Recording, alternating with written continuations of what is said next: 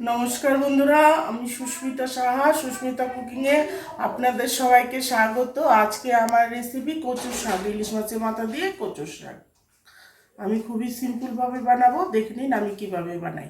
আর আমার রেসিপিটা প্রথম থেকে শেষ পর্যন্ত দেখার অনুরোধ রইল। এখানে আমি কিছু কচুর শাক নিয়েছি। কচুর শাকগুলোকে প্রথমে আমি মুছে বেছে তারপরে কেটে ধুয়ে নিয়েছি ভালো করে। তারপর আমি একটা সসপ্যানে জল বসিয়ে দিয়েছি গরম হতে, দিয়ে দিয়েছি লবণ। লবণটা দিলে গলায় লাগবে না কচুর শাক, সেই জন্য লবণ দিয়ে সিদ্ধ করতে হয় কচুর শাক, তাহলে গলায় ধরে না। তারপর আমি দিয়ে দিচ্ছি কচুর শাকগুলোকে। আমি আজকে আর কচুর শাক কাটা দেখাইনি, আপনারা চাইলে আমার আগে কচুর শাক দেখানো আছে, আমি আগেও রেসিপি দিয়েছিলাম কচুর শাকের, সেটা ছিল চিংড়ি মাছ দিয়ে। সেই কচুর শাকের রেসিপিটা দেখে নিতে পারবেন। আমি ডিসক্রিপশন বক্সে লিংক দিয়ে দেব, আপনারা চাইলে সেখান থেকে দেখে নিতে পারেন কিভাবে কচুর শাক কাটতে হয়। আজকে আর কচুর শাক আমি কেটে নিয়েছি, আজকে আর দেখাইনি, আমার কাছে টাইম কম ছিল, সেই জন্যে আমি আর কচুর শাকগুলো একটু কাটতে সময় লাগে। তারপর আমি ঢেকে দিয়েছিলাম, কচুর শাকগুলোকে ভালো করে সেদ্ধ করে নিয়েছি। আমার সেদ্ধ হয়ে গেছে, এখন আমি জল ঝরিয়ে নেব।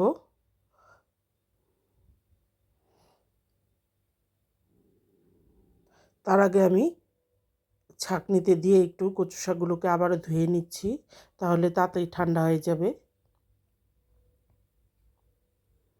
গরম ভাবটা বেরিয়ে যাবে।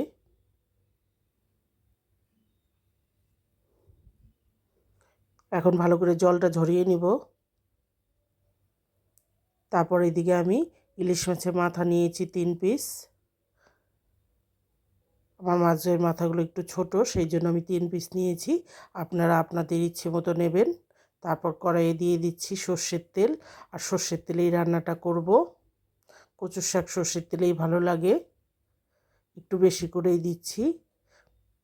প্রথমে মাছের মাথাগুলো ভেজে নেব, তার জন্য তেলের মধ্যে হলুদ আর নুন দিয়ে দিচ্ছি। আমি মাছের মাথাগুলো এক্সট্রা করে আর আগে থেকে মাখিয়ে রাখিনি, এভাবে তেলের মধ্যে হলুদ নুন দিয়ে ভাজলেই হয়ে যাবে।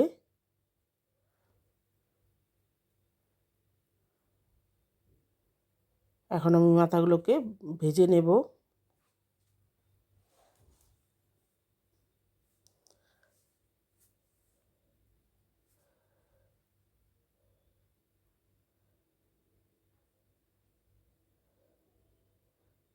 আমি যেই একটু বেশি করে তেল দিয়েছি মাছের মাথাগুলো ভেজে, আর পরে আর তেল দেব না।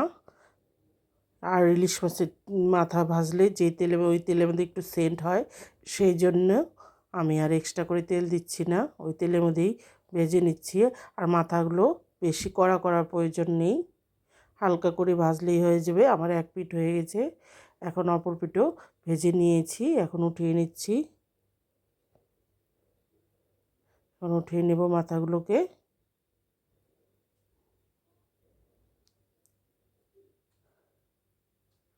উল্টিয়ে পাল্টিয়ে হালকা করে ভেজে নিলেই হবে। দেখুন আমার ভাজা হয়ে গেছে। এখন ওই তেলের মধ্যে আমি ফোড়ন দিচ্ছি 2টো শুকনো লঙ্কা, একটা তেজপাতা, আর গোটা জিরে 1 চামচ, ছোট চামচের। আপনারা চাইলে জিরের বদলে এখানে 5 ফোড়নও দিতে পারেন, আমি এখানে শুধু সাদা জিরেই দিচ্ছি। আর দিয়ে দিচ্ছি আদা বাটা 1 চামচের মতো। আদা বাটাটাকেও ভালো করে ভেজে নেব, যাতে আদার একটা কাঁচা গন্ধ আছে সেই গন্ধটা চলে যায়। তারপরে দিয়ে দিচ্ছি কয়েক পিস কাঁচা লঙ্কা, ঝালটা আপনারা বুঝে দেবেন।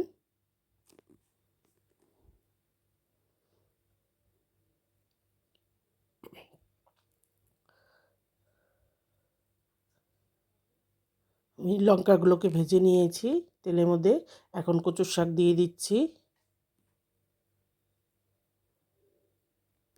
এখন আমি গ্যাসের ফ্লেমটা বাড়িয়ে কচুর শাকগুলোকে 5 মিনিটের মতো ভেজে নেব। তাহলে যে একটা জলা ভাব আছে সেই ভাবটা চলে যাবে।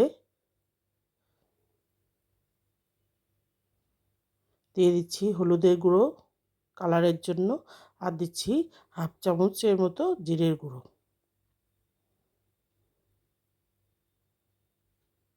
এখন ভালো করে ভেজে নিব আমি।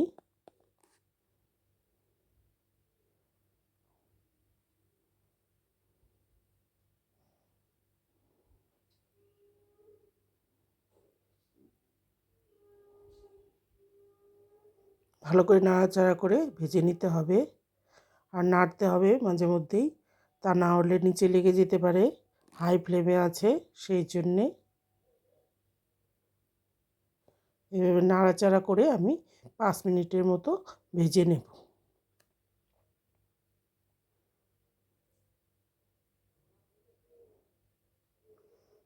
5 মিনিট ভেজে নিয়েছি। এখন নিয়ে দিচ্ছি নুন স্বাদ মতো আর চিনি। চিনিটা দিলে কচুর শাকটা মিষ্টি মিষ্টি ভালো লাগে খেতে। আপনারা আপনাদের ইচ্ছে মতো দেবেন, চাইলে স্কিপও করতে পারেন মিষ্টিটা যদি না পছন্দ হয়, কিন্তু কচুর শাকে একটু মিষ্টি মিষ্টি হলে ভালো লাগে খেতে।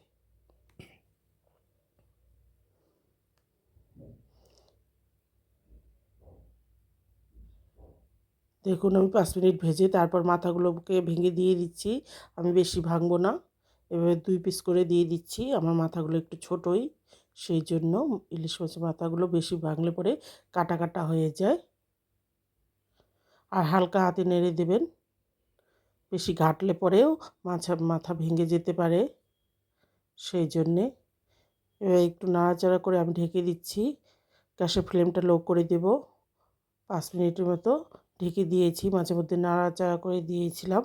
আর কচুর শাকের মধ্যে যে এক্সট্রা জল আছে সেই জলটা বেরিয়ে গেছে। এখন এই জলটাকেও আমি শুকিয়ে নেব। এখন গ্যাসের ফ্লেমটা বাড়িয়ে আবারও আমি 3-4 মিনিটের মতো ভেজে নেব। আর এইবারও আমি হালকা হাতে নেড়ে দেব।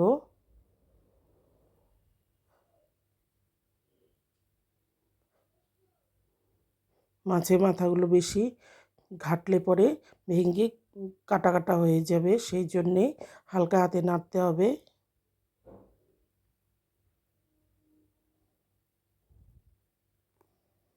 দেখুন হয়ে গেছে, আমি 3-4 মিনিট ভেজে নিয়েছি। এখন গ্যাস বন্ধ করে দিয়েছি, এখন উঠিয়ে নিচ্ছি। একবার আমার মতন করে ইলিশ মাছের মাথা দিয়ে কচুর শাক করে খেয়ে দেখবেন আমি কিভাবে করেছি। যদি ভালো লাগে আমার রেসিপিটা তো প্লিজ লাইক করবেন, শেয়ার করবেন বন্ধুদের সঙ্গে, আর আমাকে উৎসাহিত করে নতুন রেসিপি পাওয়ার জন্য প্লিজ একটা সাবস্ক্রাইব করবেন, আর পাশে থাকা বেল আইকনটি প্রেস করবেন। আমি যখনই কোনো নতুন রেসিপি দেবো সবার প্রথমে আপনাদের সামনে পৌঁছে যাবে। আর ফেসবুক থেকে দেখলে আমার চ্যানেলটাকে ফলো করে রাখবেন। আবার নতুন কোনো রেসিপি নিয়ে হাজির হয়ে যাব। ভালো থাকবেন, সুস্থ থাকবেন, ধন্যবাদ।